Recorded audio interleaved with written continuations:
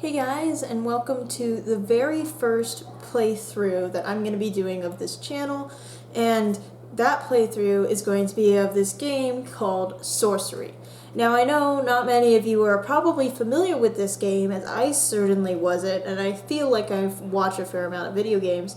But from what I've been told by my friend Maggie, who suggested this game, is that this is essentially a choose-your-own-adventure style, there are repercussions for your actions type of game, and those are my favorite kinds of games, the ones with the butterfly effect and that kind of stuff, because I really enjoy going ahead and making these decisions and then having them come back and being like, ah man, really shouldn't have done that, that was a mistake. So anyways, without much further ado, we're going to go ahead and jump into part 1 of this game. There are 4 parts, so we'll see if we like it, and we'll continue on if we do. But I think that's quite enough talking that I've done. Let's go ahead and get into this game. And just like that, we are fully into it.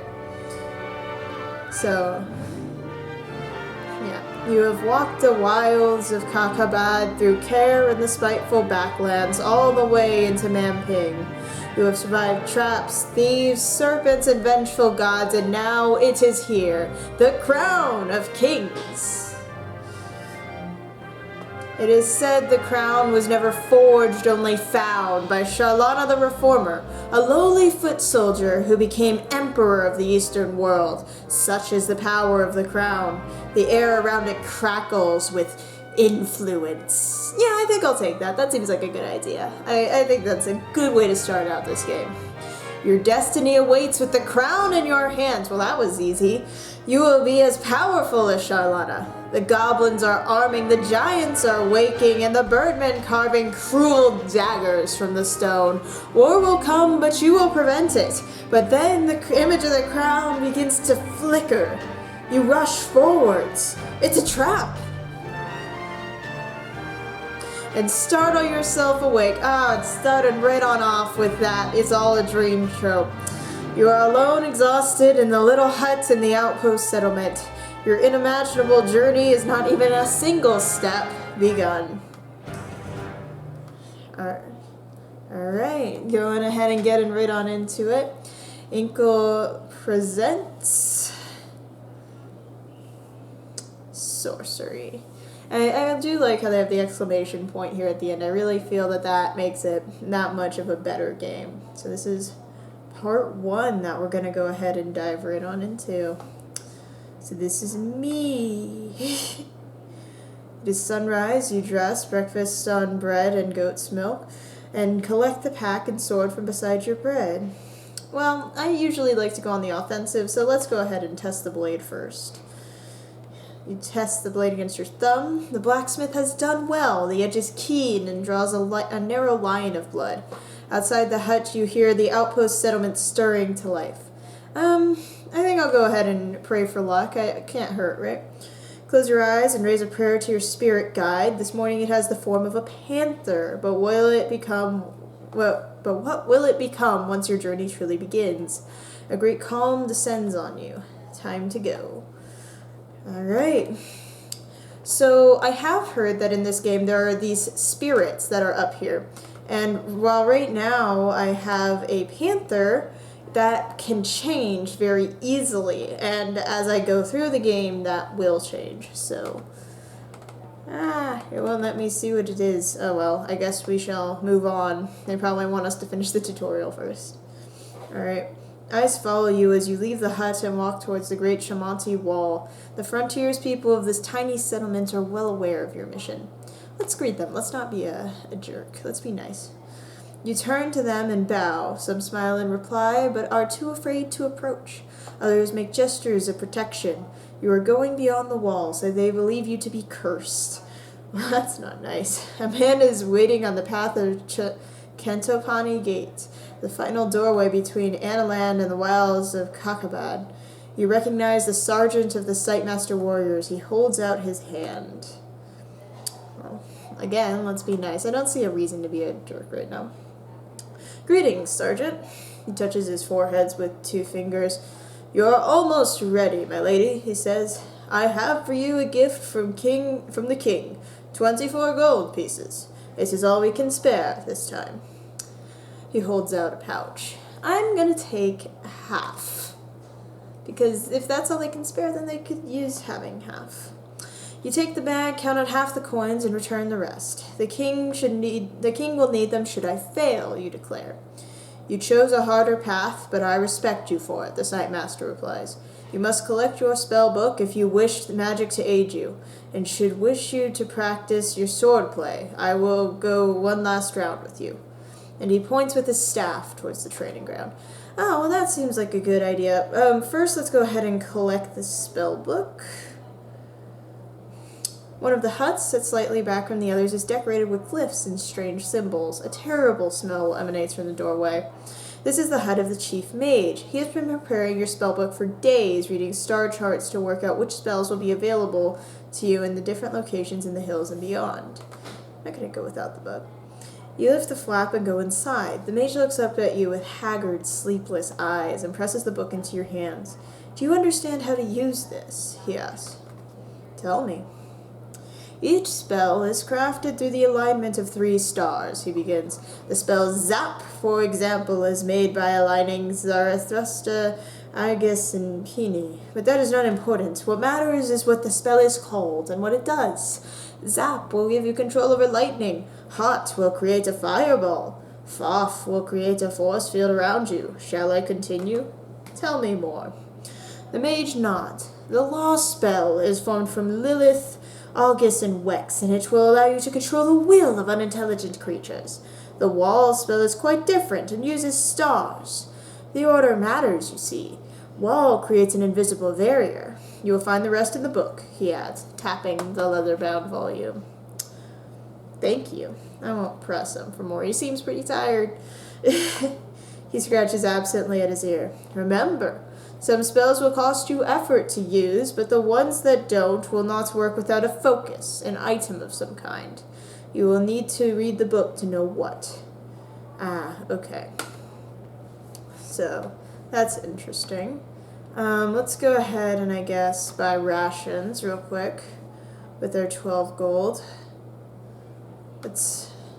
Small traders in the settlement supply the Sightmaster warriors with weapons, armor, food, and clothing.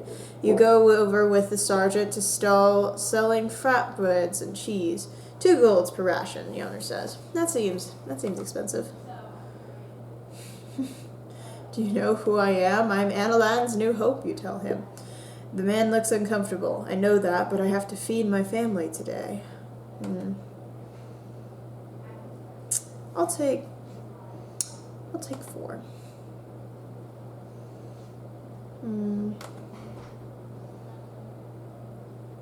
Alright, there are 4 rations is 8 gold pieces, the man says, holding out a hand. That's too much. Man shrugs and begins to pack away his stall. I have to get some rations, so I'll go ahead and buy 2 rations. Great. So I will suffer if I don't eat every day. It's not necessary to eat extra. Alright, let's go ahead and head to the training ground. Meet up with our master of swordplay. To begin, the sergeant says, we will practice the stances. First, defend yourself against me. I see. So I drag the character, and that's what determines how much attack power I use. So we'll go ahead and defend. Sightmaster is a powerful enemy. By defending, you will receive the minimum damage from any attack he makes. The Sightmaster Sergeant defends himself as well. The round is a stalemate. My next attack will be weak, he declares. You will be able to overpower me by playing a stronger attack, but be sure your attack is stronger. Alright, so we'll go ahead and do like a 4.5. Yeah, that was good. Good. Overpowering a weak attack is easy, so you did well to win without using too much power. My next attack will be a medium strength, he declares, but you will be able to overpower me. Okay. So now I'm a bit on the worry side, so we're going to go ahead and do that. Ah, okay, he was going easy. Whoa, that music came out of nowhere. Ah, you play a strong attack, overpowering the Sightmaster Sergeant again. He bows. You have finished me. Excellent. Flawless fighting. Okay. Another round. I'm okay.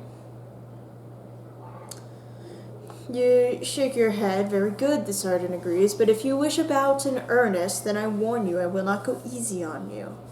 Ooh, we can go fight him for real. Let's do that. That seems like a good idea. You head over to the yard to practice a bout of real fighting. The sergeant removes the cloth padding from the base of his staff. This time I will not tell you my intentions, he says. You will have to read them for yourself. Be ready. Okay. I don't know exactly what he's going to do. So I'm going to start off with a small attack.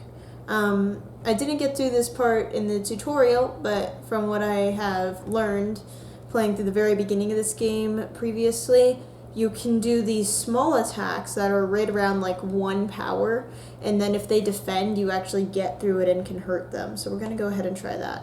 So sure enough, he defended, and even though he defended, I was able to attack him because I did that small blow.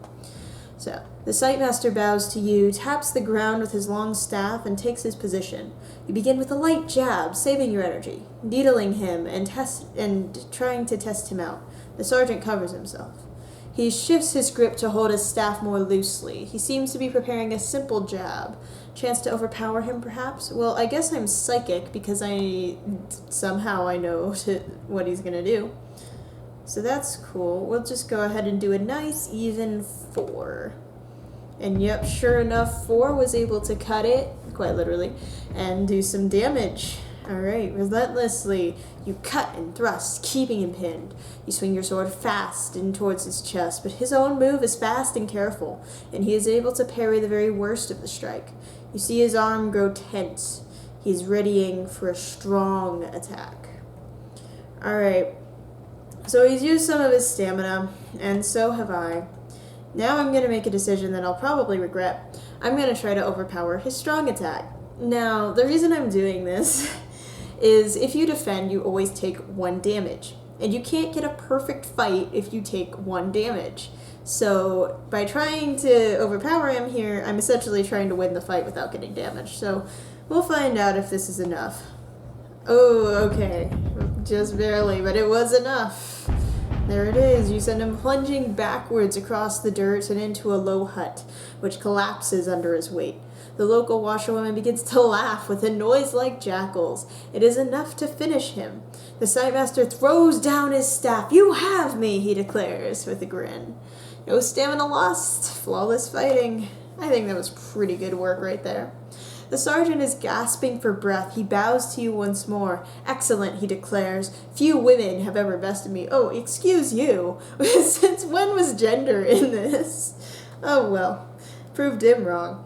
Few men either. Okay, fair. You truly are Analan's best hope. As he talks, a nearby healer hurries over with a salve, and your health and the sergeant's is quickly restored. I thank you, kindly old woman. I guess we've done everything here. Now we have the ape traveling along with us. I'll figure out how to get more information on that later. Yeah, that's exciting. So we've made some progress. We've gotten our spell book, kind of learned how to fight, had our first mini battle and mini boss, and handled it flawlessly. So next time we'll go ahead and approach that gate and see what lies beyond it. So thank you everyone for watching. I hope that you guys soar high and enjoy your ride of life. And have a great day. Bye.